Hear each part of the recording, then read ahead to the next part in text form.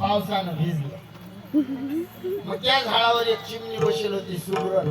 ती चिमणी माकडाला म्हणे, ओ माकडा. कोण म्हणे?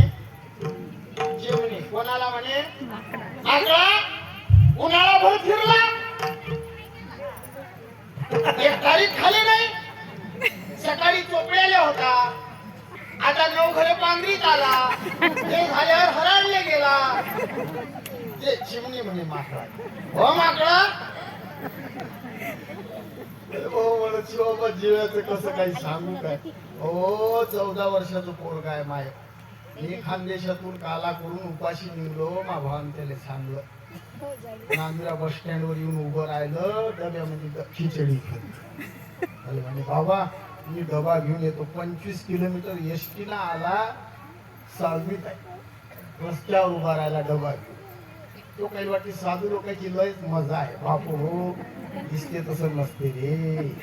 महिना फिरून या भागामध्ये. मी 300 रुपयापासून कीर्तन करतो. बिचाराकडे भाऊले इज्जत म्हणामध्ये लोकांना बस स्टँड वर झोपो, रेल्वे स्टेशन वर पेपर टाकून झोपो. 15 दिवस इकडे फिरून मग घरी जाऊ. एकदा तर मा पोरगो वट्यावर उभं मला वैखेना.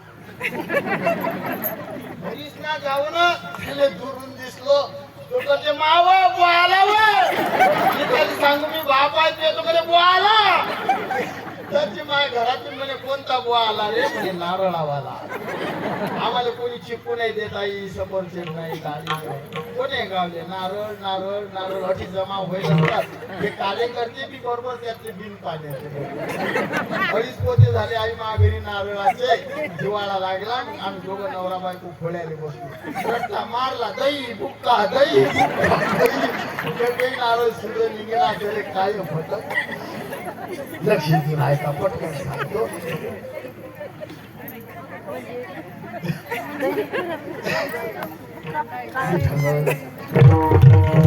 काय